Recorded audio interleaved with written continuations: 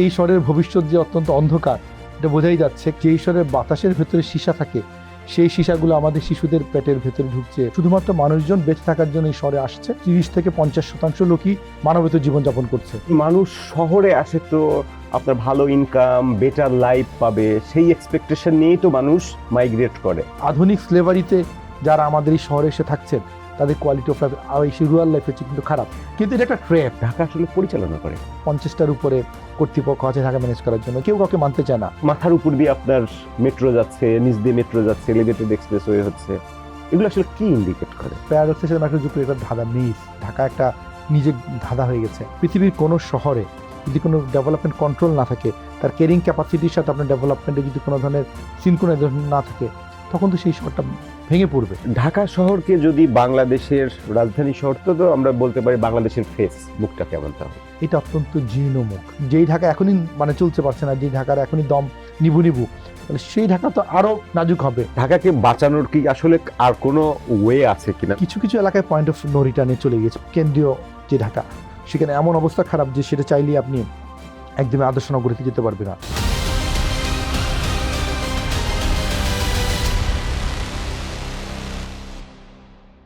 Hello everyone, welcome to TVS future. আমাদের সাথে আজ অতিথি হিসেবে উপস্থিত আছেন জাহাঙ্গীরনগর বিশ্ববিদ্যালয়ের নগর ও অঞ্চল পরিকল্পনা বিভাগের অধ্যাপক ডক্টর আদিল মোহাম্মদ খান। ডক্টর আদিল মোহাম্মদ খান, আপনাকে আমাদের স্টুডিওতে স্বাগতম। আপনি নগর নিয়ে অনেক দিন ধরে অনেক কাজ করেছেন। আপনার একটা পরিচয় আমি বললাম, আপনার আরও কয়েকটা পরিচয় আছে, যেমন আপনি ইনস্টিটিউট ফর প্ল্যানিং অ্যান্ড ডেভেলপমেন্টের নির্বাহী পরিচালক হিসেবে এখনও আছেন। আবার আপনি বাংলাদেশ ইনস্টিটিউট অব প্ল্যানার্স, সেটার সাবেক সভাপতি ছিলেন। তো নগর নিয়ে আপনার কাজ এবং আপনার এক্সপিরিয়েন্স অনেক। তো আপনার এই এক্সপিরিয়েন্সের ভিত্তিতে আমি যদি একটা খুব জেনেরিক প্রশ্ন করি, সেটা হলো আমাদের ঢাকা শহরের ভবিষ্যৎ কি আসলে? আপনাকে ধন্যবাদ। টিভিএসে যারা শ্রোতা, সবার প্রতি সালাম, শুভেচ্ছা। দেখেন, ঢাকার ভবিষ্যৎ তো আমরা যদি বলি বর্তমান দিয়ে ভবিষ্যতে যাই, যে এখন এই অল্প কিছুদিন আগে ইউএন থেকে, ইউনাইটেড নেশনস থেকে যে রিপোর্টটা বলা হলো, ঢাকা বিশ্বের দ্বিতীয় বৃহত্তম শহর জনসংখ্যার দিক দিয়ে। এটা শুনলে তো সেই অর্থে গর্ব হওয়ার কথা যে হ্যাঁ, আমরা বাংলাদেশ সেই অর্থে তো এত উন্নত দেশ না, কিন্তু বিশ্বের দ্বিতীয় বৃহত্তম দেশ হিসেবে আমরা আছি, যেটা আবার 2050 পর্যন্ত আমরা বেঁচে থাকলে আমরা নিজেরাই দেখে যেতে পারবো আমরা 1 নম্বরে। তাহলে এই গর্বের জায়গাটা আসছে না, কারণটা হচ্ছে কি, আমরা জানি যে এত বড় শহর, এটা যদি বাসযোগ্য হতো, আমরা যদি খুবই কনভিনিয়েন্টলি শহরে থাকতে পারতাম, তাহলে এটা গর্বের ছিল। এখন যেহেতু গর্বে না, তাহলে কি অন্ধকারটা কি? আমরা জানি যে বায়ু দূষণের দিক দিয়ে বিশ্বের অন্যতম বা সবচেয়ে খারাপ শহর ঢাকা, যানজটের দিক দিয়ে সবচেয়ে খারাপ শহর। আপনি যদি দেখেন যে অ্যাক্সেস টু ওপেন স্পেস বা গ্রিন, সেটা দেখবেন পৃথিবীর মধ্যে এর চেয়ে বাজে কোনো মেগা সিটি নাই। এবং হাউজিং যদি দেখেন, আরবান পোরদের হাউজিং, এটা পৃথিবীর মধ্যে অন্যতম নাজুক একটা শহর, যেখানে বলা হয় 30-40 লক্ষ লোক শুধুমাত্র স্লামে থাকে। তাহলে বর্তমানে এত খারাপ অবস্থা, তার সাথে যোগ করেন এই গণ অভ্যুত্থানের পর থেকে ঢাকা শহরে 5-10 লক্ষ অটোরিকশায় ভরে গেছে। এটা তো আমরা বলি, কিন্তু আমরা সত্যি আসল সংখ্যাটা জানি না, এটা 5 লক্ষ না 10 লক্ষ না আরও বেশি। তাহলে এই যে এত লক্ষ লোক ঢুকলেন, তাদের হাউজিং কি আমরা তৈরি করেছি? তাহলে তারা ঢুকলে তো কোনো একটা আধুনিক শহরের তো জনসংখ্যাই 5 লক্ষ হয় না। এমন অনেক আধুনিক শহর আছে, আপনি খুব নাম করা শহর, যার হয়তো জনসংখ্যা 3 লক্ষ 4 লক্ষ, সেখানে গণ অভ্যুত্থানের পরে শুধুমাত্র অটোরিকশা, যেটাকে আমরা বাংলার মজায় বলে টেসলার ড্রাইভারই ঢুকেছে 5 লক্ষের বেশি। তাহলে এত বড় বড় সংখ্যা এই যে ঢাকা শহরে আছে, সেখানে এই শহরের ভবিষ্যৎ যে অত্যন্ত অন্ধকার, এটা বোঝাই যাচ্ছে। কারণটা কি, যে এই শহরের বাতাসের ভেতরে সীসা থাকে, সেই সীসাগুলো আমাদের শিশুদের পেটের ভেতরে ঢুকছে, হ্যাঁ, আমাদের ফুসফুসকে ক্ষতিগ্রস্ত করছে। এর চেয়ে তো বড় বিপর্যয়। তাহলে কি ঢাকার নামেই শুধু মহানগর, এবং যত বড় হচ্ছে তত এর বাসযোগ্যতা হারাচ্ছে কি? অনেকটা সেরকমই। কেননা সব কিছুতে একটা ক্যারিং ক্যাপাসিটি থাকে, তার সাইজ থাকে। যে আমরা বিশ্বের অনেকগুলো বড় বড় শহরের মেগা সিটির পপুলেশন নিয়ে গবেষণা করে বলা হয়েছে যে কোনো একটা বড় শহর, তার অপটিমাম পপুলেশন 50 থেকে 70 লক্ষ। এর বেশি গেলে আমরা বলি যে ডিসইকোনমি অফ স্কেল, আপনি যত ইনভেস্ট করেন তার রিটার্ন আসবে না। এবং সাম্প্রতিক দেখেন, এই যে কিছুদিন আগে একটা রিপোর্ট আসলো, সেই রিপোর্টে আসলো ঢাকার এই যে যদি বৃহত্তর ঢাকায় যে পরিমাণ পপুলেশন, সেই পরিমাণ এমপ্লয়মেন্ট কিন্তু যে অনেক বাংলাদেশের তুলনায় বেশি, কিন্তু দেখা যাচ্ছে যে আমাদের জিডিপিতে কন্ট্রিবিউশন যদি পপুলেশনকে নিয়ে আপনি সাপেক্ষে তুলনা করেন, এখন পপুলেশন বলা হচ্ছে 3,66,00,000 লক্ষ, জি, আর জিডিপির যে ডেটা বলছেন, জিডিপিতে কন্ট্রিবিউশন বোধ হয় আপনার 20%, 20%, কর্মসংস্থানের আয়োজন করেছে 44%, 44%। এই 44% কর্মসংস্থান দিয়ে মাত্র 20% জিডিপি পাচ্ছেন। মানে দেখেন, মানে এই যে ডিসইকুয়ালিটি অফ স্কেল কিন্তু অলরেডি মানে এখানে ওয়ার্ক করা শুরু করেছে। এবং আমাদের কর্মসংস্থানে এখন তো প্রচুর ইনফর্মাল অ্যাক্টিভিটি।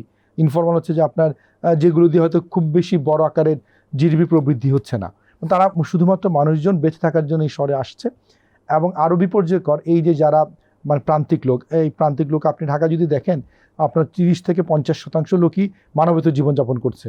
তাদের ঘরগুলোতে আপনার কোনো আলো বাতাস নাই, তারা যেখানে থাকে তার আশেপাশে যে মানে স্কুলের জন্য অনেক দূরে যেতে হয়, তার কোনো মানে অ্যাক্সেসেবল পার্ক ওপেন স্পেস নাই, তারা শুধুমাত্র মানে জাস্ট ইনকাম করছে, মানে বেঁচে আছে। তাহলে মানুষ শহরে আসে তো আপনার ভালো ইনকাম, বেটার লাইফ পাবে, সেই এক্সপেকটেশন নিয়েই তো মানুষ মাইগ্রেট করে, রুরাল থেকে আরবানে আসে। তাহলে তারা মাইগ্রেট করে এসে এই মানবেতর জীবন পাচ্ছে। এক্স্যাক্টলি। এবং এইটা একটা ট্র্যাপের মতো, মানে এটা নিয়ে আমাদের কিন্তু বেশি কথা বলা উচিত।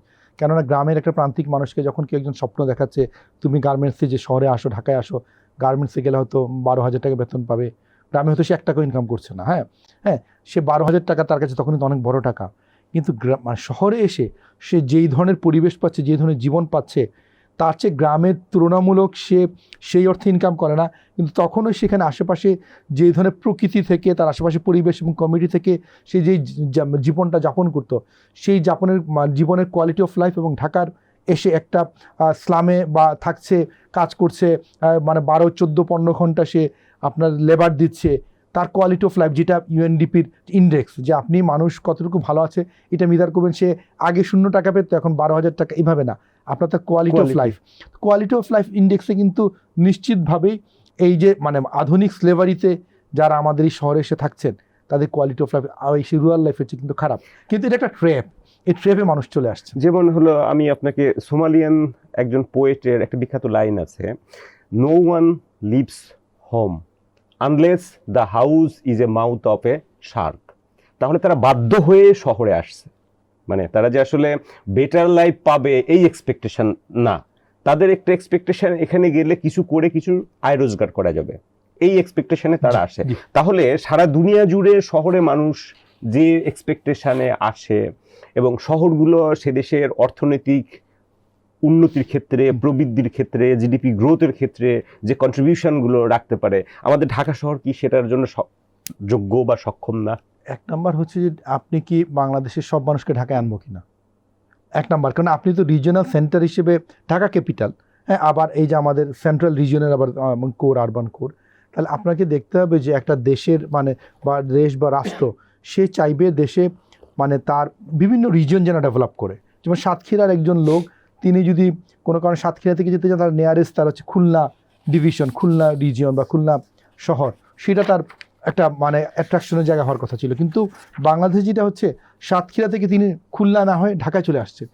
এই যে সেটা তো সাতক্ষীরার কথা বলছেন, রাজশাহী বিভাগীয় শহর, সেখান থেকেও ঢাকা চলে আসছে। একই মানে এই দেখেন রাজশাহী বিভাগীয় শহর, অথচ আপনি রাজশাহী গেলে দেখবেন কি সুন্দর শহর, হ্যাঁ, মানে তুলনামূলক বাংলাদেশ শিক্ষানগরী, কিন্তু কোনো ধরনের এমপ্লয়মেন্ট নাই। তাহলে রাষ্ট্রের কিন্তু দায়িত্ব প্রতিটি এই যে রিজিওনাল সেন্টারে এমপ্লয়মেন্টের জন্য সে একটা এনভায়রনমেন্ট তৈরি করে দিবে। সে এনভায়রনমেন্ট মিনস হচ্ছে যে সেখানে সে উদ্যোক্তাদের জন্য ভালো ঋণের ব্যবস্থা করা, জমি দেয়া, তার ইনফ্রাস্ট্রাকচারগুলো দেয়া, গ্যাস, কারেন্ট, ইলেকট্রিসিটি বা জ্বালানিগুলো দেয়া, যেন মানুষ সেই জায়গাটাতে ডেভেলপ করে। এখন এটা কিন্তু এমনি এমনি হয়ে যায় না।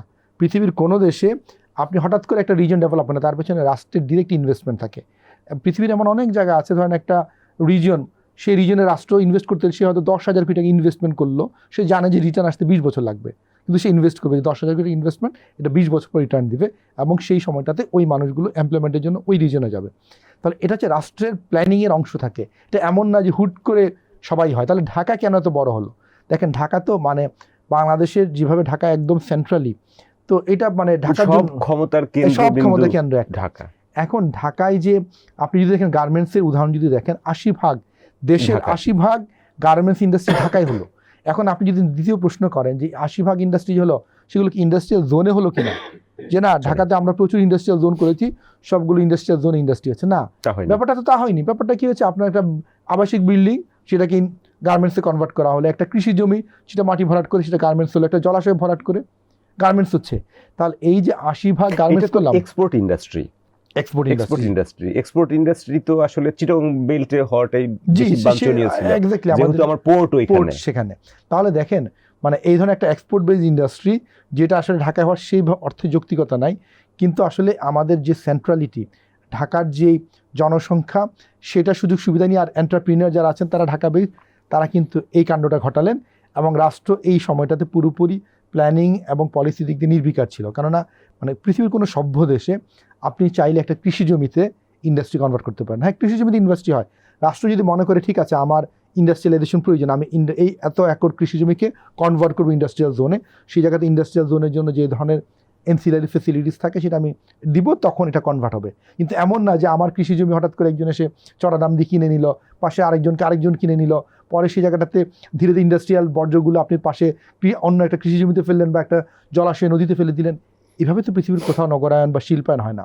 কিন্তু বাংলাদেশে আমরা এই অদ্ভুত কাণ্ডটা করেছি, যার কারণে রংপুরে শিল্প কারখানা হলে যেই শ্রমিকরা রংপুরে, সে তার এলাকাতেই সে শিল্প কারখানায় কন্ট্রিবিউট করতে পারতো, সেই রংপুরের লোকটা এসে ঢাকার সাভার, আশুলিয়া বা ঢাকার মোহাম্মদপুরে এসে, হ্যাঁ, বা মিরপুরে এসে একটা ঢাকায় চলাফেরা করার সময় মনে হয় না যে সারা দেশের লোক মনে হয় ঢাকায় চলে আসছে। কিন্তু ডেটা যদি দেখি, ডেটাতে আমাদের হলো টোটাল পপুলেশনের সারা, শুধু ঢাকা না, আরবান পপুলেশনেরই মাত্র হচ্ছে আপনার 32% মতো, যেটা ডেভেলপ ইকোনমিগুলোতে ধরেন আপনার বেলজিয়ামে 98% সিটিতে থাকে, নেদারল্যান্ডে 93%, জাপানে 92%, ডেনমার্কে 89%, ইউনাইটেড কিংডমে 85%, চায়নাতে 66%। তাহলে ইকোনমি যত গ্রো করবে বা ইকোনমিকে গ্রো করাতে হলে আপনার সিটি ডেভেলপ করতে হবে, কারণ সিটিগুলোই গ্রোথ সেন্টার। বিষয়টা কি দেখেন, মানে এইটাও একটা মানে আসলে ন্যারেটিভটা কি সারা পৃথিবীতেই এইভাবে নগরায়ন হয়েছে। আপনি কয়েকটা দেশে তো উদাহরণ দিলেন। এখন আমরা কি তাদের মতো কি, আমরা কি চাই কিনা আজ থেকে ধরেন 40 বছর পরে বাংলাদেশে এখন যেমন 35-40% নগরে থাকেন, আমরা কি চাই 70-80% নগরে থাকবে? এটা কি আমরা চাই কিনা এবং সেটা চাওয়াটা ঠিক হবে কিনা? মানে পৃথিবীর কোনো দেশকে দেখেই আপনি সেইটাই আইডিয়াল ভাবার কোনো প্রয়োজন নেই। কারণটা কি, বাংলাদেশ 20 কোটি, প্রায় 20 কোটি লোক আছে, আমাদের দারিদ্র আছে, এবং আমাদের যেহেতু ল্যান্ড কম, তাহলে আমাদের কৃষির যোগানটা আমাদের লাগবে। তাহলে আপনি প্ল্যান করতে হবে, রাষ্ট্রকে এটা প্ল্যান এবং পলিসিতে ডায়লগে এটা আসা উচিত যে আমার যে গ্রামের কৃষি জমিগুলো আছে এটা চাষ করবে কে? আমি কি অন্য দেশ থেকে মানুষ এনে চাষ করাবো, আমার বাংলাদেশি লোক দিয়ে চাষ করাবো? তাহলে সেটা চাষ করতে গেলে দেশের একটা পলিসি থাকা উচিত। ঠিক আছে, আমার নগরে এখন যদি 30-35%, অনেক বলে 40%, তাহলে এইটা কি আগামী এইটার গতিটাকে আমি বাড়াবো না কমাবো? কেননা এখনই বাংলাদেশে এমন অনেক গ্রামীণ এলাকা আছে যেখানে পূর্বপুরুষরা কৃষি জমি করতেন, এখন সবাই শহরে চলে এসেছেন, কৃষি জমি করার লোক নাই। হ্যাঁ, আগে আমাদের যেমন বাড়ি ব্রাহ্মণবাড়িয়া, ময়মনসিংহ থেকে অনেক লোক আসতেন কাজ করার জন্য, এখন সেই লোকরাও কমে যাচ্ছে। কৃষিতে যেমন কর্মসংস্থান কমছে, কৃষিতে আয় তো কম, আয় কম। হ্যাঁ, তাহলে গভর্নমেন্টের উন্নত দেশ কি করে? কৃষিতে সাবসিডি দেয়, কৃষি আপনার লাগবে।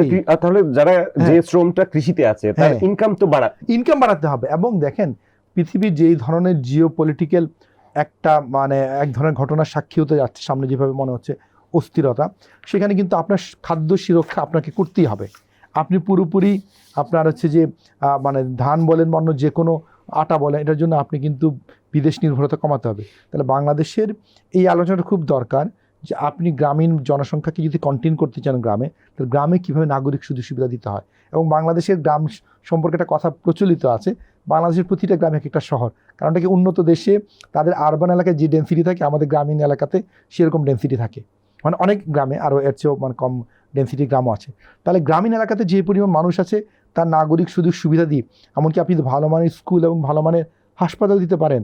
এবং গ্রামে যদি কৃষকদের যদি তার পণ্যের যদি আপনার যদি রাইট বা যে দামটা দিতে পারেন, তাহলে তো অনেক গ্রামের মানুষ গ্রামে থাকবে। শহরে গ্রাম থেকে মাইগ্রেট করে আসবে, বাট এই যে রিক্সা চালানোর জন্য, টেসলা চালানোর জন্য, এই জন্য আসবে না, এটা বন্ধ করতে হবে। এক্স্যাক্টলি, আপনাকে নিয়মতান্ত্রিক ভাবে যেটা হচ্ছে যে আপনার যেই এলাকাতে শিল্পজনের শ্রমিক লাগবে, সেখানে আপনি মানুষের দরকার, স্কিল লেবার দরকার। তাহলে এইটা আপনাকে প্ল্যান করতে হবে যে আমি কোথায় কিভাবে আনছি। কিন্তু আপনি একদমই যে গ্রামের একটা লোক, মানে সে কৃষি বাদ দিয়ে হঠাৎ করে সে শহরে এসে মানে রিক্সা, বা হঠাৎ আপনি চাইলে রাস্তার সামনে একটা কিছু নিয়ে দাঁড়িয়ে গেলেন, এভাবে তো শহরও চলে না। আর এটা আমাদের যে গ্রামীণ কৃষি এবং গ্রামীণ অর্থনীতির এই যে জন্য একটা ঢাকা শহর নিয়ে আমরা এত কথা বলছি, প্রতি বছরই ইকোনমিস্ট ইন্টেলিজেন্স ইউনিট জি আপনার বাসযোগ্যতার উপর নির্ভর করে একটা ইন্ডেক্স করে। এই সর্বশেষ ইন্ডেক্সে দেখা যাচ্ছে 173টা দেশের ভিতরে বাংলাদেশের অবস্থান 171।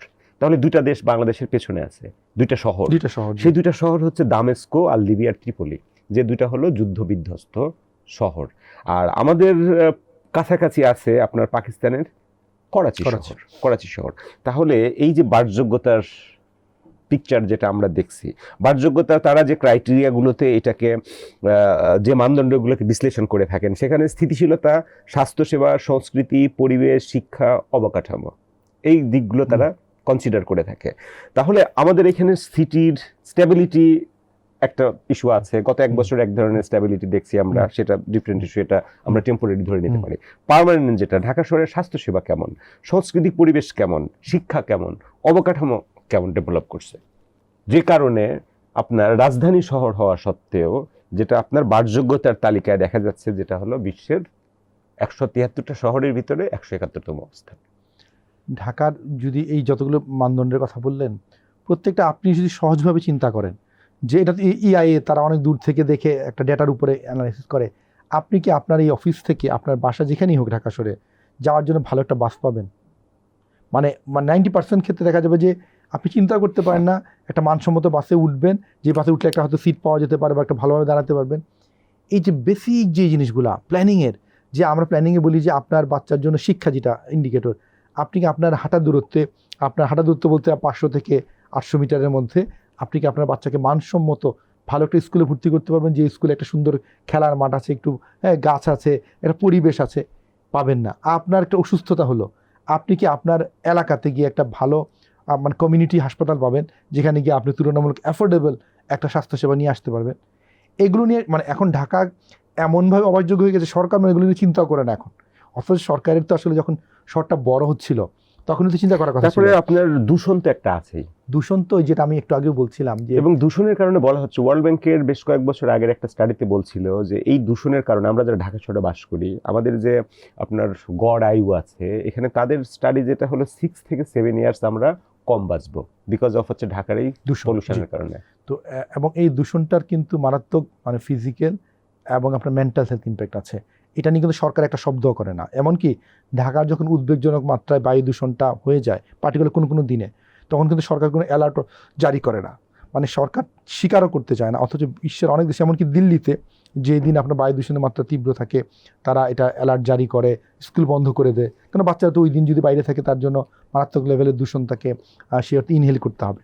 তাহলে রাষ্ট্রীয় পর্যায়ে রাষ্ট্রের এখন এই যে গত সরকারের তো পলিসি ছিল আগে উন্নয়ন পরে পরিবেশ, হ্যাঁ এই ধরনের, হ্যাঁ তাহলে যত বেশি উন্নয়ন হোক কোনো অসুবিধা নেই, দূষণ নিয়ে কথা বলা যাবে না, দূষণ নিয়ে কোনো শব্দ নাই। অথচ কিন্তু এত বড় এই যদি 3.5 কোটি জনগোষ্ঠী যদি মারাত্মক বায়ু দূষণে থাকে, তাহলে প্রতিদিন এই যে যখন আমি মানে খারাপ বায়ুটা ইনহেল করছি, তাহলে আমার তো লাইফ এক্সপেক্টেন্সি কমে যাচ্ছে, যেটা 6-7 বছরের কথা ওয়ার্ল্ড ব্যাংকের গবেষণার সূত্র ধরে বললেন। তাহলে দূষণের মতো জিনিস যেটা সরকার বলে যেটা দেখা যায় না, এটা আমার কনসার্ন না, মানে ব্যাপারটা এরকম। আচ্ছা, আপনার বাচ্চা যে প্রতিদিন বিকেলবেলা, আপনি নিশ্চয়ই আপনার যখন শৈশবে বেড়ে উঠেছেন, আপনি খেলতে যেতেন, খেলতে গেলে বন্ধুদের সাথে গল্প হতো, খেলা হতো, সোশ্যালাইজেশন হতো। তাহলে এই যে ঢাকা শহরে এই যে 3.5 কোটি মানুষের হয়তো দেখা যাবে 2%ও খেলতে যেতে পারে না। এই বাকি 98% যে শিশুরা এই ঘরের ভেতরে, অন্ধকার ঘর, যে ঘরের ভেতরে কোনো আলো বাতাস ঢুকে না, বসে একটা জীবন পার হচ্ছে, তাদের কি ভবিষ্যৎ? তাহলে এই যে শহর, এবং দেখেন এই শহরে এখনও আলাপটা কি, ঢাকা শহরে আরও আপনার হচ্ছে যে বড় বড় ভবন করতে দেওয়ার জন্য সাম্প্রতিক সময় ঢাকা ডিটেল এরিয়া প্ল্যানটা বদলানো হলো, তার মান বদলানো হলো, ব্যবসায়ীদের চাপে নাকি সরকার বদলেছে। এই সরকার তো সে জনগণের জীবন মান উন্নয়ন করার জন্য। তাহলে ব্যবসায়ীদেরকে, যেই ব্যবসায়ীরা অবশ্যই ব্যবসা করবেন, যেটা আপনার হচ্ছে যে ঢাকা যে ব্যবসাটাকে পারমিট করবে, যেইটা আমরা নিতে পারছি না, যেই শহরের মানে আমরা প্ল্যানিংয়ে বলি কোনো একটা শহরে আপনার হচ্ছে 15 থেকে 20,000 বর্গ কিলোমিটার, প্রতি বর্গ কিলোমিটারে যদি থাকে সেটা সর্বোচ্চ, তাহলে এই ঢাকা শহরে কোনো এলাকাতে 50, 60, 70, 1 লক্ষ প্রতি বর্গ কিলোমিটারে এমন এলাকাও আছে। ঢাকা মানে বিভিন্ন শহর বলেন, বিভিন্ন দেশ বলেন, এটা তো কোনো কর্তৃপক্ষ, সরকার, লোকাল গভর্নমেন্ট পরিচালনা করে। ঢাকা আসলে পরিচালনা করে, ঢাকা কি ম্যানেজমেন্টের দায়িত্ব কি? ঢাকার আসলে মানে ওই যে বলা হয় যে ঢাকা আসলে 50টার উপরে কর্তৃপক্ষ আছে ঢাকা ম্যানেজ করার জন্য, যার ফলে মানে অতি সন্ন্যাসীতে কি একদমই তাই, কেননা কেউ কাউকে মানতে চায় না, এবং তার পেছনে যে মানতে যে চায় না তার পেছনে আবার অর্থনৈতিক উপযোগ জড়িত। কারণ আপনি যদি মানে সেন্ট্রাল কোঅর্ডিনেটেড ওয়েতে যদি আপনি শহরের প্রতিটা অ্যাক্টিভিটি হয়, প্রতিটা প্রকল্প হয়, হ্যাঁ, রাস্তা খোরাখুরিগুলো নিয়ন্ত্রিত হয়, তাহলে প্রতিটা কর্তৃপক্ষ আলাদা আলাদাভাবে যে টাকার ভাগটা পায় দুর্নীতি করে, সেটা তো তার মানে সে পাবে না। তাহলে এই জন্য কেউ এই যে সেন্ট্রাল একটা কোঅর্ডিনেশন আসার জন্য রাজি না, এবং কেউ ক্ষমতা ছাড়তেও রাজি না। সিটি কর্পোরেশনকে অনেক আগে থেকে কিন্তু একটা মানে দাবি উঠছিল যে মেট্রোপলিটন গভর্নমেন্ট ইন্ট্রোডিউস করা, বিশ্বের বিভিন্ন দেশে যেটা আছে। জি, নগর সরকার, যেমন গতকালকে চিটাগাংয়ের মেয়রও বলেছেন যে নগর সরকার করতে হবে চিটাগাংয়ের জন্য। ঢাকার জন্য তো আমরা দীর্ঘদিন বলে আসছি, কিন্তু কেউ নগর সরকারে রাজি না, আসলে ক্ষমতা ছাড়তে চায় না। ক্ষমতা ছাড়তে চায় না। ক্ষমতার সাথে কি আছে? ক্ষমতার সাথে ওই যে টাকার মধুটা, কারণ প্রকল্প মানেই তো টাকা, মানে এই যে টাকা নয়ছয় করার যে সুযোগটা পেয়ে গেছে, বিশেষ করে বিগত সময়টাতে যখন গণতন্ত্রহীন এবং ভোটহীন সরকার ছিল, তখন কিন্তু সরকারি আমলাতন্ত্রের মাধ্যমে, আমলাতন্ত্র এবং পলিটিশিয়ানদের যে নেক্সাস, সেই নেক্সাসের মাধ্যমে সকল দুর্নীতি হয়েছে। এবং দুর্ভাগ্যজনক এই যে সরকারটা হলো, এই সরকারটা হওয়ার কারণে আমলাতন্ত্রে যারা ছিলেন তাদের কিন্তু কাউকে তেমনভাবে, অল্প কয়েকজন লোক ছাড়া সেভাবে ধরা হয়নি যে এই যে কোটি কোটি টাকার দুর্নীতি বিভিন্ন সংস্থায় হয়েছে, কারা করেছে, তারা বহাল তবিয়তে আছে, কিচ্ছু হয়নি। আপনি আমাকে বলছিলেন যে আমি অফিস থেকে বের হয়ে বাসায় যাওয়ার পথে একটা ভালো বাস পাবো কিনা। আপনি তো ঢাকা শহরে মুভ করেন, ঢাকা শহরটাকে আপনার কাছে বাজার মনে হয় না? সব জায়গায় বাজার, এমন এই বাজারটা এমন জায়গায় গিয়েছে। তাহলে ঢাকা শহরের যে ডেভেলপমেন্ট হয়েছে, মেট্রো আছে, এলিভেটেড এক্সপ্রেসওয়ে আছে, আবার আমরা আরেকটা মেট্রো করতেছি যেটা আন্ডারগ্রাউন্ড মেট্রো করছি, তাই তো? এটা ডেভেলপমেন্টের একটা প্যারাডক্স মনে হয় না? যেখানে এইরকম বিশৃঙ্খলা, উপরে বাজার, টি স্টল, রিক্সা, টেসলা, ক্রাউড, কোনো গার্বেজের প্রসঙ্গ তো আমরা আনছি না, আবার মাথার উপর দিয়ে আপনার মেট্রো যাচ্ছে, নিচ দিয়ে মেট্রো যাচ্ছে, এলিভেটেড এক্সপ্রেসওয়ে হচ্ছে, এগুলো আসলে কি ইন্ডিকেট করে? আপনি যে প্যারাডক্স বলেন, প্যারাডক্সের সাথে একটা যুগ করে একটা ধাঁধা, মেইস, ঢাকা একটা নিজে ধাঁধা হয়ে গেছে। এই ধাঁধার সলিউশন কিন্তু ছিল, আপনি দেখেন বেশি না 20 বছর আগের ঢাকা ছিল একটা হিউম্যান ঢাকা। এই ঢাকায় আপনি হেঁটে যেতে পারতেন, আকাশ দেখতে পারতেন। এখন গত 20 বছর যে ট্রানজিশন, একটার পর একটা বিভিন্ন লেয়ারে আমরা কি ট্রান্সপোর্ট যুক্ত করছি, কিন্তু এই শহরে ডেভেলপমেন্ট কন্ট্রোলের কোনো ব্যবস্থা নাই। মানে আপনি যত কিছুই করেন, পৃথিবীর কোনো শহরে যদি কোনো ডেভেলপমেন্ট কন্ট্রোল না থাকে, তার ক্যারিং ক্যাপাসিটির সাথে আপনার ডেভেলপমেন্টে যদি কোনো ধরনের সিনক্রোনাইজেশন না থাকে, তখন তো সেই শহরটা ভেঙে পড়বে। তো ঢাকা তো আসলে ভেঙে পড়েছে। ঢাকা শহর কি আসলে মেট্রো রেল পাওয়ার মতো, হওয়ার মতো, অ্যাফোর্ড করার মতো যোগ্য কোনো সিটি? আপনি মেট্রো আছে এরকম অনেক শহর দেখেছেন। আপনি পৃথিবীর কি এমন কোনো মেট্রো মানে আছে, এমন শহর দেখেছেন যেই শহরে মানে মানসম্মত পাবলিক বাস নাই? পাবলিক বাস আগে না মেট্রো আগে? আপনাকে যখন আমরা প্ল্যানিংয়ে পড়াই, আপনাকে এক লেয়ারের পর এক লেয়ারে যেতে হবে, একটা লেভেলের পর পার হতে হবে। যেই শহরে আপনি ফুটপাথ করবেন না, ভালো বাস সার্ভিস দিবেন না, সেই শহর তো মেট্রো ডিজার্ভ করে না। এবং আমাদের পাবলিক টয়লেটহীন শহর দেখেছেন, যে শহরে মেট্রো আছে পাবলিক টয়লেট নাই? এই তো বেসিক সার্ভিস পাবলিক টয়লেট। আপনি পাবলিক কোথাও যদি আপনার ন্যাচারাল কলের জন্য আপনার যেতে হয়, পাবলিক টয়লেট লাগবে, তাহলে কি আপনার বেসিক সার্ভিস আমরা দিতে পারি? ঢাকা শহরের আপনি যদি গুলশান, বনানী, যেখানে মানে অভিজাত এলাকা হিসেবে পরিচিত, এই এলাকা বাদ দিয়ে middle class, lower middle income class যে এলাকাগুলোতে থাকে, সেই এলাকার ফুটপাথ দিয়ে যদি হাঁটেন, তাহলে দেখবেন যে হোল ঢাকা শহরই একটা পাবলিক টয়লেট। এক্স্যাক্টলি। এবং তাই আমাদের দেখবেন যে নিম্নবিত্ত যারা আছেন, হ্যাঁ, তাদের অধিকাংশ কিন্তু এই নিম্নবিত্ত, মধ্যবিত্ত যে এলাকায় থাকে, তারা কি বেটার লাইফ ডিজার্ভ করে না? এখানে এর সাথে আমি গণঅভ্যুত্থানের কথাটা মিলাই। গণঅভ্যুত্থানে সবচেয়ে বেশি রক্ত দিয়েছে কিন্তু নিম্নবিত্ত লোকেরা, শ্রমিকেরা, তাই না? এই যে শ্রেণীরা যে এলাকাগুলোতে থাকে, আপনার একটা উপদেশটা কি সেই এলাকাগুলোতে কি দেখার চেষ্টা করেছেন এই মানুষরা কীভাবে জীবনযাপন করছে? তারা কোথায় খায়, কোথায় ঘুমায়, তার বাচ্চারা স্কুলে যায় কিনা, তার বাচ্চারা একটু নিঃশ্বাস ফেলার মতো একটা সবুজ জায়গা পায় কিনা, তার পানির কোয়ালিটিটা কেমন, যে টয়লেটের কোয়ালিটিটা কেমন? তাহলে এই যে আমরা বৈষম্য দূর করার জন্য যেই মানে আমাদের সন্তানেরা রক্ত দিল, তারা যেখানে থাকেন, এই শহরের 80 থেকে 85% মানুষের তো আসলে কোনো মতে তারা শুধুমাত্র জাস্ট খেয়ে পরে বেঁচে আছে, কিন্তু মানুষ তো আসলে খেয়ে পরে বেঁচে থাকার চেয়ে আরেকটা লেয়ারে চিন্তা করে। তাহলে সেই চিন্তার জায়গায় আমরা কী ধরনের সংস্কার আনতে পেরেছি? এই সরকারের মানে প্রায়োরিটিতে আমরা কখনো দেখিনি যে নগর জীবনের সমস্যা এবং আপনার পরিবেশের সমস্যা, যেগুলো অত্যন্ত বেসিক আরবানাইজেশনে, এটা শুধু ঢাকা না, বাংলাদেশের অধিকাংশ নগর ঢুকছে। আপনি ঢাকার কথা আমরা আলাপ করছি, দেখেন ঢাকা ঢুকছে, চট্টগ্রাম ঢুকছে, ময়মনসিংহে যান, ঐতিহ্যের শহর ময়মনসিংহ ধ্বংস, কুমিল্লা ধ্বংস, ব্রাহ্মণবাড়িয়া আমার নিজের শহর ধ্বংস হয়ে গেছে। কেউ কোনো আলাপ করছে না, বরঞ্চ এখনও মনে করছে সবাই যে শহরগুলোতে মানুষ আসলে শহরই হবে জিডিপির কেন্দ্র। কিন্তু এভাবে পৃথিবীর কোনো শহর, যেটা ঢাকার ক্ষেত্রে স্পষ্ট, ঢাকা এখন কিন্তু সে আর ইকোনমি, হ্যাঁ তার অনেক বড় ইকোনমি আছে, কিন্তু আপনি রেশিও চিন্তা করেন in terms of the population, সেই রেশিওটা ভালো না। ঢাকা শহরকে যদি বাংলাদেশের রাজধানী শহর, তো আমরা বলতে পারি বাংলাদেশের ফেস, বাংলাদেশের ফেস, জি বাংলাদেশের মুখ, হ্যাঁ বাংলাদেশের মুখটা কেমন তাহলে? এটা অত্যন্ত জীর্ণ মুখ। এবং আপনি ঢাকা শহরের আপনি যে কোনো রাস্তা দিয়ে যান, সেখানে হাঁটার কোনো উপায় নাই, সেখানে ময়লা আবর্জনা সব জায়গায় পরিপূর্ণ, ট্রাফিক জ্যাম তো প্রায় মানে অধিকাংশ সময় ট্রাফিক জ্যামে পরিপূর্ণ। এখন এই কারণে তো গ্লোবাল ব্র্যান্ডিংয়ে ঢাকাকে নিয়ে তো আপনি যে ঢাকা ইনভেস্টমেন্ট আনবেন, আপনি কি সে সস্তা শ্রম ছাড়া আপনি তার কিছু দেখানোর মতো কিছু নাই, হ্যাঁ।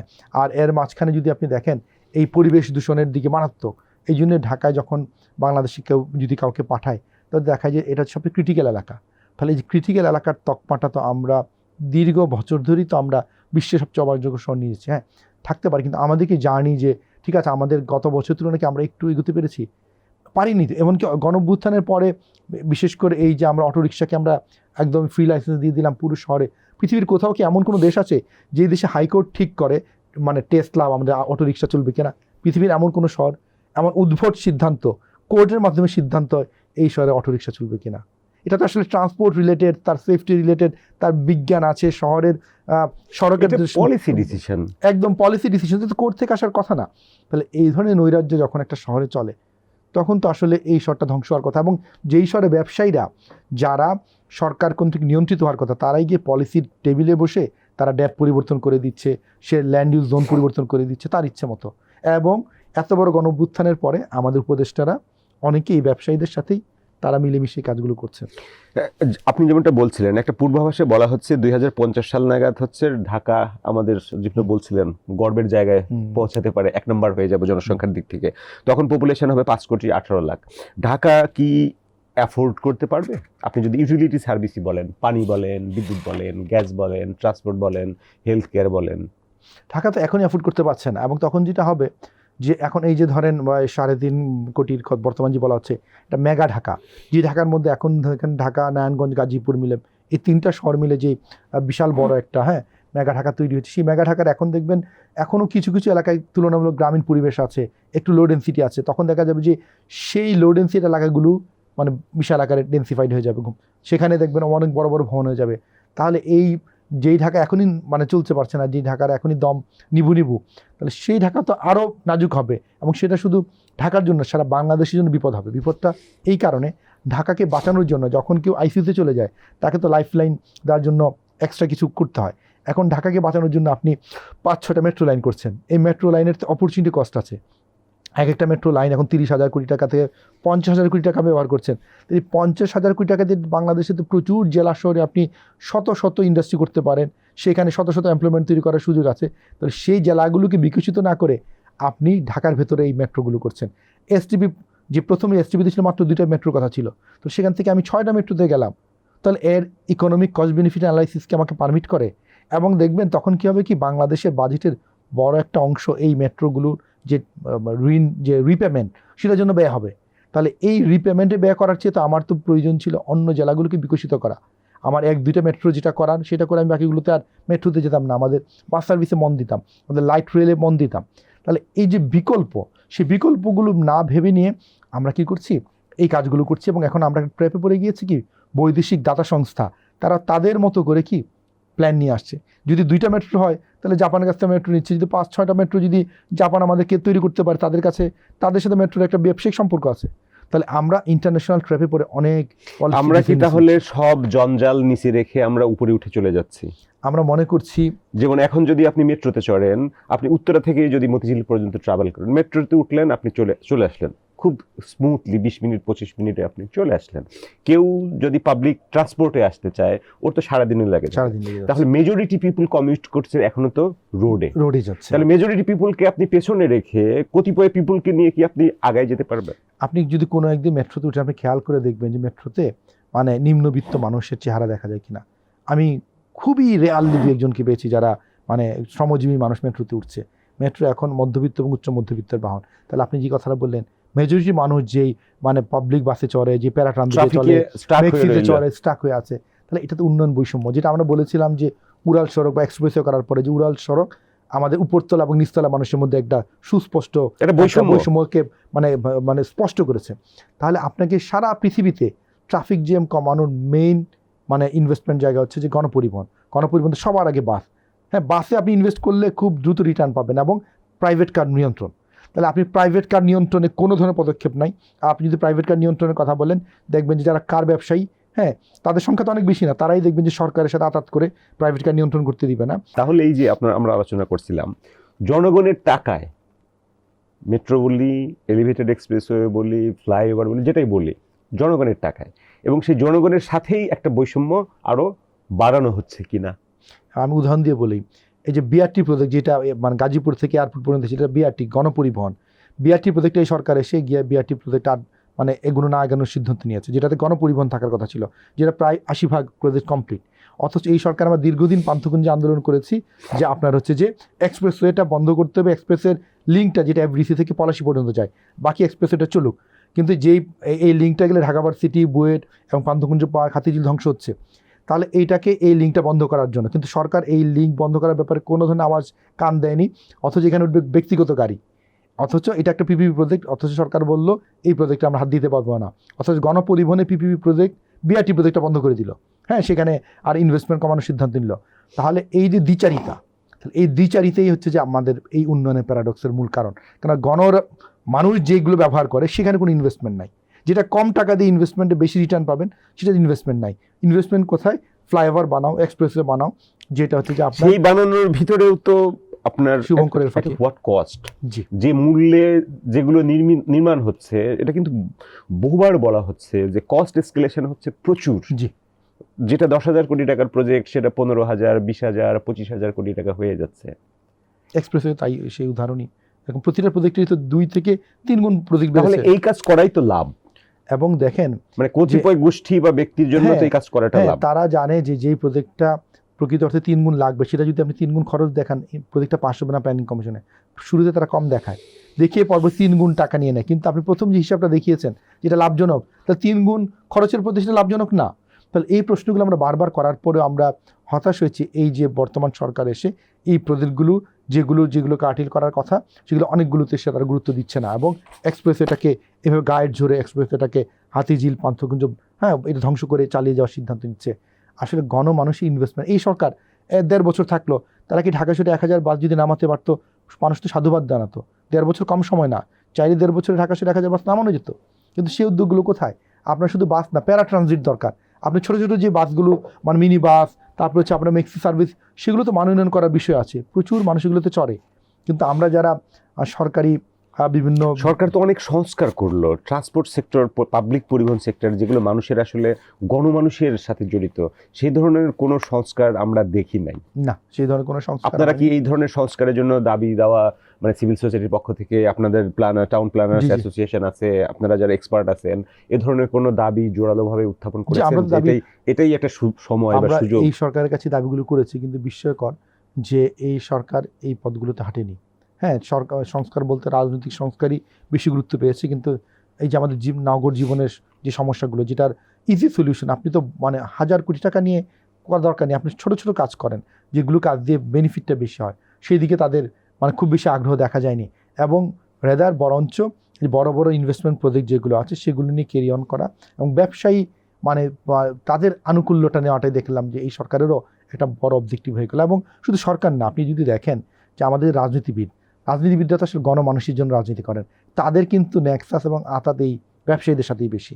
তারা কম্প্রোমাইজ সবার আগে পলিটিশিয়ানরা এই ব্যবসায়ীদের সাথে করেন, এবং এই কারণে বাংলাদেশের মানুষের যে ভাগ্যের উন্নয়ন, এটা হচ্ছে না। বলা হচ্ছে আপনার 2050 সালের নাগাদ বা 50 সালের মধ্যে স্মার্ট শহরগুলো কেবল প্রযুক্তিগত অগ্রগতির চেয়েও বেশি কিছু প্রদান করবে, আপনার জীবনযাত্রার মান আরো অনেক বেশি ডেভেলপ করবে। এটা বাইরের যেসব ভালো শহরগুলো আছে, স্থায়িত্ব, দক্ষতা, এগুলোর উপর আরো অনেক বেশি জোর দিবে, নগর পরিবেশের উপর জোর দিবে, সবুজ হবে। ঢাকা শহর 2050 সাল নাগাদ কেমন হবে? এখন আমরা গবেষণা করে পেয়েছিলাম কেন্দ্রীয় ঢাকাতে যে সবুজের কথা বললেন না, সবুজের পরিমাণ মানে যেটা একসময় 25 ভাগের উপরে ছিল, সেটা এখন কমতে কমতে 5 ভাগের মতো নেমে এসেছে। জলাশয়, জলাভূমি, সেগুলো একসময় 15 ভাগের উপরে ছিল, সেগুলো কমতে কমতে এখন 5-এর নিচে এসেছে। মানে আমাদের বাঁচার মূল লাইফলাইন হচ্ছে যে আপনার পানি এবং সবুজ।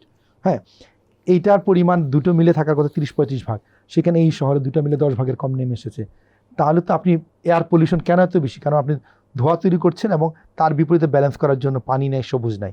2050-এর ঢাকা যদি আমরা এখন থেকে আমরা কন্ট্রোল না করতে পারি, তাহলে শুধু এখন তো ঢাকা নষ্ট হয়েছে, ঢাকা, গাজীপুর, নারায়ণগঞ্জ যে বিশাল বিস্তীর্ণ এলাকা, 3টা জেলার সব নষ্ট হয়ে যাবে। তাহলে ঢাকাকে বাঁচানোর কি আসলে আর কোনো ওয়ে আছে কিনা, নাকি সেই ওয়েগুলো আমরা অলরেডি মানে পয়েন্ট অফ নো রিটার্নে চলে গেছি আমরা কিনা? কিছু কিছু এলাকায় পয়েন্ট অফ নো রিটার্নে চলে গিয়েছে। কেন্দ্রীয় যে ঢাকা, সেখানে এমন অবস্থা খারাপ যে সেটা চাইলেই আপনি একদমই আদর্শ নগরীতে যেতে পারবে না। কিন্তু কেন্দ্রীয় ঢাকার বাইরেও তো অনেক এলাকা আছে যেগুলো এখন থেকেও চাইলে যদি আমরা পরিকল্পনা করি, তাহলে এখন থেকে 10-15-20 বছরে কিন্তু আপনি একটা ভালো জায়গায় নিতে পারবেন। এখনও অনেক জায়গায় ওপেন স্পেস আছে, সবুজ আছে, পানি জায়গা আছে, এগুলো রক্ষা করেন, সবুজগুলোকে একটু একটু করে বাড়ান। এটা হচ্ছে বহিস্থ ঢাকার কথা বলছি। কিন্তু আমাদের যেই প্রেডিকশন যে ঢাকার কেন্দ্রীয় নগর এলাকা ধ্বংস করে ঢাকার ধ্বংসটা এখন বহিস্থ নগর এলাকাতে, যেমন সাভার ধ্বংস হয়ে গেছে, মানে সাভার এখন সাভারের যে এলাকাটা ধ্বংস হয়েছে সেটা আরও এক্সপ্যান্ড করবে যদি আপনি এখন কন্ট্রোল না করেন। এবং দেখেন আপনি ঢাকার গাবতলী থেকে আগে সাভার যেতে গেলে বিস্তীর্ণ এলাকায় আপনার সবুজ এবং পানি থাকতো, এবং এই পুরো লিনিয়ার ডেভেলপমেন্ট হয়ে আপনি ঢাকা থেকে সাভার গেলে আর যে আপনি মাঝখানে যে একটা আপনার মানে ফাঁকা জায়গা ছিল, এটা রক্ষা করার ব্যাপারে রাজুক ব্যর্থ হলো, মধুমরি মডেল টাউন, সেটা ব্যাপারে হাইকোর্টের রায় থাকার পরেও সেটাকে আমরা রক্ষা করতে পারছি না। এর মূল কারণ যে আইনের রুল অফ ল এবং গভর্নেন্স। মেগা সিটির মূল বৈশিষ্ট্য না সে আপনি কতটা আপনি ইনফ্রাস্ট্রাকচার করছেন, মেগা সিটির মূল বৈশিষ্ট্য ম্যানেজমেন্ট, রুল অফ ল এবং গভর্নেন্স। তো এই গভর্নেন্সগুলো যদি ঠিক না করেন এবং প্ল্যানিং স্ট্যান্ডার্ডগুলোকে যতটুকু সম্ভব সেটা ধরে রাখার জন্য কোনো ধরনের নো কম্প্রোমাইজে যান, তাহলে তো আপনি ঘুরে দাঁড়াবেন। কিন্তু এখন পর্যন্ত এই সরকারেরও আমরা দেখেছি তারা কম্প্রোমাইজিং নেচার দিয়ে এগুচ্ছে। আপনি কম্প্রোমাইজিং নেচার যতক্ষণ থাকবে, ডেভেলপমেন্টকে রেস্ট্রিক্ট করার জন্য যদি আপনি কোনো পদক্ষেপ না নেন, তাহলে কোনো সরকার বাঁচাতে পারবেন না। ঢাকা এখন এই প্যারাডক্সের মধ্যেই আছে যে সরকার বলছে একদিকে সরকারের নীতিতে বিকেন্দ্রীকরণ আছে, আবার এইদিকে সরকার ডেপে ফার বাড়িয়ে দিয়ে এখানে আরও আপনার কনসেন্ট্রেশনের জন্য সে অনুমোদন দিচ্ছে। এই যে দ্বিচারিতা, হ্যাঁ, এই দ্বিচারিতা যতদিন না থামবে ততদিন পর্যন্ত আপনি রংপুরে ইকোনমি রিভাইভাল হবে না, রাজশাহীতে হবে না, বরিশালে হবে না। আর আপনি বাংলাদেশ এত বিস্তীর্ণ বাংলাদেশ, যেটা হংকং সিঙ্গাপুরের মতো সিটি স্টেট না, তাহলে বাংলাদেশে এত সম্ভাবনাময় এত জেলা, যে জেলাগুলোতে তার নিজস্ব বৈশিষ্ট্য আছে, তার স্বাতন্ত্র্য যে ক্যারেক্টার দিয়ে তার সেখানে ইকোনমি, ইন্ডাস্ট্রি, অ্যাগ্রোবেজ ইন্ডাস্ট্রি হতে পারে, সেগুলোর সম্ভাবনাকে আপনি এক্সপ্লোর না করে আপনি হিসেব করছেন ঢাকা 5 কোটি হবে না 6 কোটি হবে। অ্যাবসার্ড। চাইলে এখন ঢাকার পপুলেশন 3 কোটি হয়, আপনি বিশ্বের অনেক দেশের যেটা আমরা বলি প্ল্যানিংয়ে পপুলেশন কমে, কারণ ঢাকা তো মরার ঢাকা। এখানে আপনি মানে পানি এবং বায়ু সব দূষিত, মানুষ এখানে থাকতে চায় না। অন্য এলাকাতে এমপ্লয়মেন্ট পেলে সে যাবে, মাইগ্রেট করবে। যে দেশের মানুষ সাউথ আফ্রিকায় এমপ্লয়মেন্টের সুযোগে যায়, সেখানে ঢাকা ছেড়ে তিনি রংপুরে যাবেন, বরিশালে যাবেন, রাজশাহীতে যাবেন, এলাকার কাছাকাছি যাবেন। যদি আপনি এমপ্লয়মেন্ট আপনার হচ্ছে ভালো স্বাস্থ্য এবং ভালো শিক্ষা দিতে পারেন, মানুষ শিফট করবে। কিন্তু সেই শিফটিংয়ের জন্য যে গ্রেট যে আপনার যে রিভাইভাল দরকার, ঢাকা কেন করতে পারছে না? কেননা রাষ্ট্র ঢাকাতে নতুন শিল্পায়ন, নতুন কমার্শিয়াল অ্যাক্টিভিটি, হ্যাঁ, এগুলো যদি রেস্ট্রিক্ট না করেন, তাহলে ঢাকাতে আরও পঙ্গপালের মতো আসবে। কারণ এখানে বড় একটা মার্কেট হয়ে গেছে, 3.5 কোটির মার্কেট কিন্তু অনেক বড়। এখানে আপনি যে কোনো ইন্ডাস্ট্রি দিলে সাথে পাশে পেয়ে গেছেন মার্কেট। তাহলে আপনাকে অবশ্যই বাধ্যতামূলকভাবেই আপনার ইন্ডাস্ট্রি এবং কমার্সের আপনার কনসেন্ট্রেশনটাকে একদম জিরোতে নিয়ে আসতে হবে। যা নতুন করে অনুমোদন দিব না, পুরাতনগুলোকে কোনটাকে আমি ডিসেন্ট্রালাইজ করবো সেটা মানে সিদ্ধান্ত। কিন্তু এখন থেকে আমি নতুন ইন্ডাস্ট্রি অনুমোদন দিব না, এটা তো এই মুহূর্তে পলিসি ডিসিশনের ব্যাপার যে আমার ঢাকা ওভারক্রাউডেড, আমি নতুন ইন্ডাস্ট্রি, নতুন কমার্শিয়াল অ্যাক্টিভিটির জন্য নতুন কোনো বিজনেস সেন্টার অনুমোদন দিব না। আপনারা যারা নতুন কিছু করতে চান বাইরে যান। বাইরে আমাদের এখন তো বাংলাদেশে পদ্মা এবং যমুনা সেতু হওয়ার পরে বাংলাদেশ কিন্তু কানেক্টেড। আপনি বাংলাদেশের যে কোনো জায়গাতে গেলে দেখবেন ভালো রোড নেটওয়ার্ক আছে, ইলেকট্রিসিটি অধিকাংশ জায়গাতে আছে। কোথাও কোথাও গ্যাসের সংকট আছে, সেটা হয়তো বিকল্প জ্বালানি, এলপিজি বা অন্য কিছু চিন্তা করতে হবে।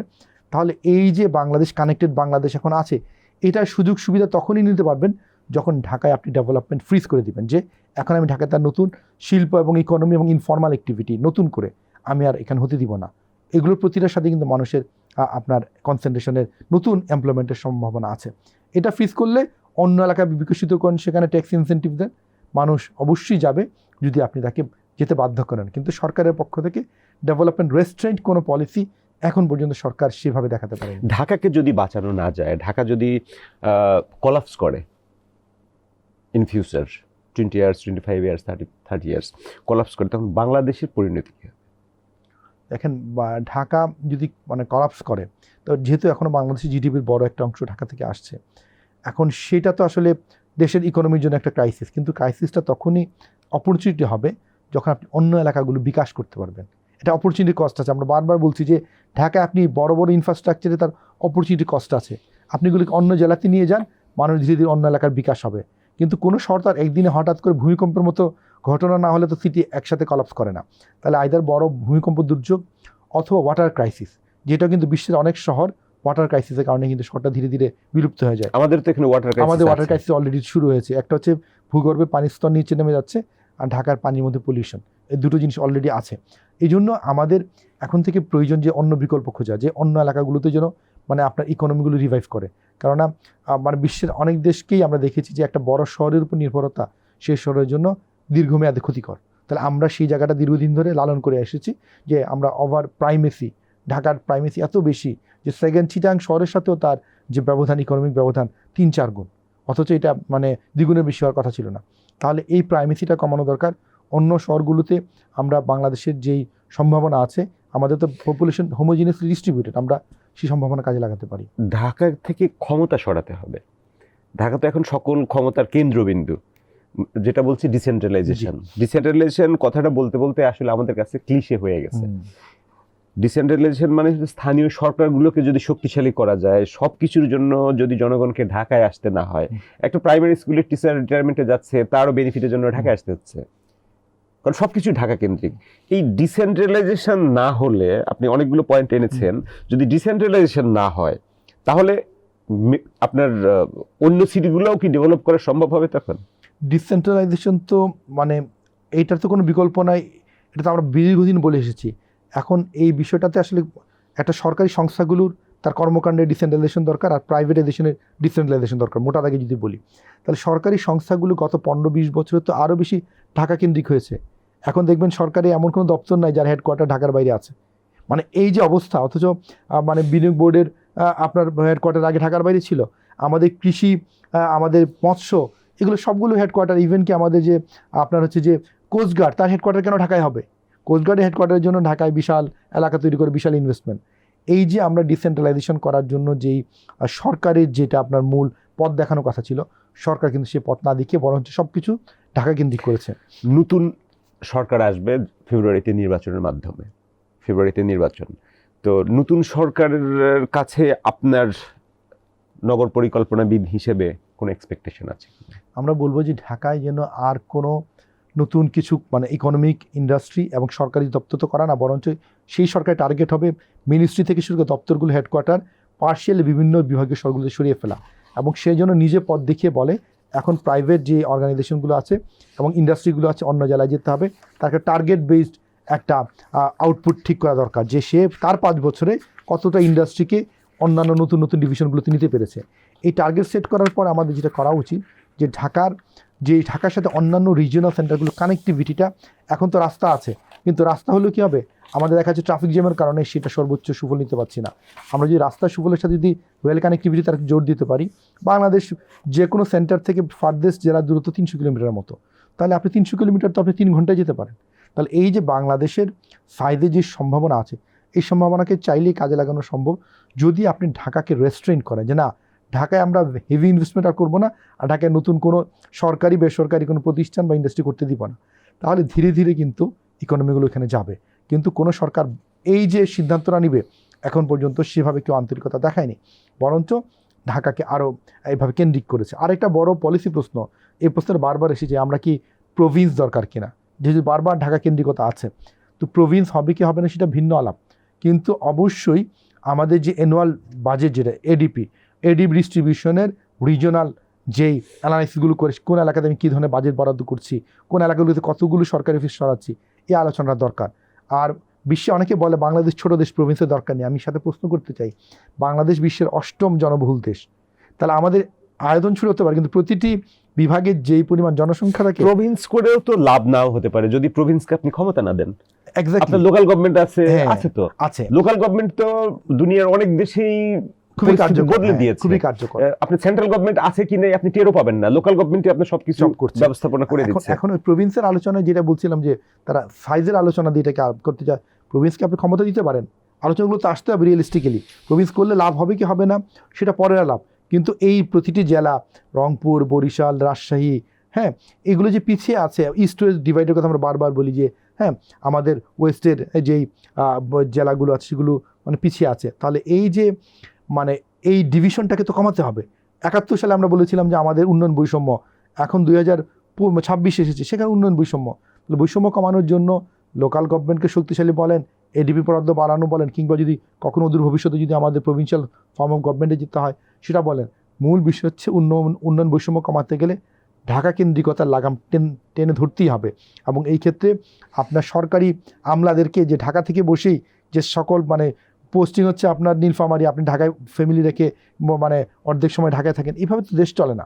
বরঞ্চ একসময় আমাদের সকল সরকারি অফিসাররা পরিবার পরিজন নিয়ে জেলা শহরগুলোতে থাকতেন, জেলা স্কুলগুলো অত্যন্ত মানে ভালো ফাংশন করতো, জেলা হাসপাতালগুলো ভালো ছিল। এখন অথচ জেলা সদরগুলোতে আপনার আইসিইউ নাই, বিভিন্ন ধরনের লজিস্টিক্স নাই। তাহলে আপনাকে মানে বাংলাদেশের যেই মানে জনসংখ্যার ডিস্ট্রিবিউশন প্রতিটি জেলায় স্বয়ংসম্পূর্ণ হওয়া উচিত। এই জন্য ইন্ডাস্ট্রি থেকে শুরু করে সরকারি সার্ভিস, ভালো হাসপাতাল থেকে শুরু করে ভালো ক্লিনিক, সবই কিন্তু প্রতিটা জেলায় হওয়ার মধ্যে ডিমান্ড আছে। বরঞ্চ রাষ্ট্রের মানে ঢাকা কেন্দ্রিকতাই এবং প্রাইভেট সেক্টরকে ঢাকা থেকে বের না করার ক্ষেত্রে রাষ্ট্রের যেই মানে আগ্রহ, সেই আগ্রহটাই কিন্তু বাংলাদেশকে ঢাকা কেন্দ্রিক একটা দেশ করে ফেলেছে। এটা হওয়ার কথা না। এবং গণঅভ্যুত্থানে দেখেন ঢাকার পতন না হলে একটা সরকার পতন হচ্ছে না, এবং যার ফলে সরকার ঢাকাকে আরও বেশি রাজনৈতিকভাবে এবং আরও বেশি সরকারি বাহিনী দ্বারা ঢাকাকে পরিবেষ্টিত করতে চায়। তাহলে এবং দেখেন আপনি গণঅভ্যুত্থানের সময় এই শব্দটা আপনার কানে এসেছে যে বিডিআরের কাজ ঢাকায়, কি মনে আছে হয়তো আপনার? হ্যাঁ, তাহলে যে বিডিআর মানে আপনার বর্ডার সুরক্ষা দেওয়ার কথা, সে ঢাকায় এসে অভ্যুত্থান দমন করার জন্য তাকে ব্যবহার করা হচ্ছে। তাহলে এই যে ঢাকার রাজনৈতিক এবং ব্যবসায়িক ইকোনমিক এই কনসেন্ট্রেশন আমরা তৈরি করেছি, সাথে ইনস্টিটিউশনাল, এটাকে ভাঙতে হবে। ভাঙাটা তো একদিনে জানি না, 20 বছরের মাস্টার প্ল্যান করেন এবং সেখান থেকে শুরু করেন। কিন্তু আমাদের পলিসিতে প্ল্যান আছে, কিন্তু সেই যে অ্যাকশন প্ল্যান, সেই অ্যাকশন প্ল্যানে কেউই ঢাকা ছাড়তে রাজি না, ব্যবসায়ী ছাড়তে রাজি না। সে চায় যে ঢাকায় বনানীতে থেকে আশুলিয়াতে গিয়ে তার ইন্ডাস্ট্রিটা করে আসবে। সে এটা চায় না যে আমি বনানী থেকে আমাকে রংপুরে গিয়ে থাকতে হবে, রংপুরে আমি ইন্ডাস্ট্রি করবো, সে এলাকার কর্মসংস্থান হবে, দেশের ভালো হবে। তাহলে আমলা চান না ঢাকা ছেড়ে যেতে। তাহলে এই যে আমাদের সবার যে ঢাকা কেন্দ্রিকতা, এইটা আসলে আমাদের কালেকটিভলি দেশের উন্নয়নের জন্য বড় একটা প্রতিবন্ধক। এবং সরকার ইনফ্রাস্ট্রাকচারে ঢাকায় যে পরিমাণ ইনভেস্টমেন্টের প্ল্যানিং আছে সামনের 5, 10, 20 বছরে, এইটা বাংলাদেশের জন্য বড় একটা প্রতিবন্ধক। কেননা দেখেছেন আমরা ফ্লাইওভার এখন জ্যাম পাই, কারণটা কি? এত পপুলেশনকে ইনভাইট করে এনে আপনি ফ্লাইওভার করে আপনি বাঁচতে পারবেন না। এই জন্য ঢাকাকে অবশ্যই তার ভার কমানোর জন্য এই যে ইনফ্রাস্ট্রাকচারগুলো, আপনার হেভি ইনফ্রাস্ট্রাকচার, সরকার নতুন সূচনা হবে বলা হচ্ছে, সেক্ষেত্রে ঢাকা নিয়ে আমি প্রশ্ন করেছিলাম আপনার এক্সপেকটেশন কি হবে?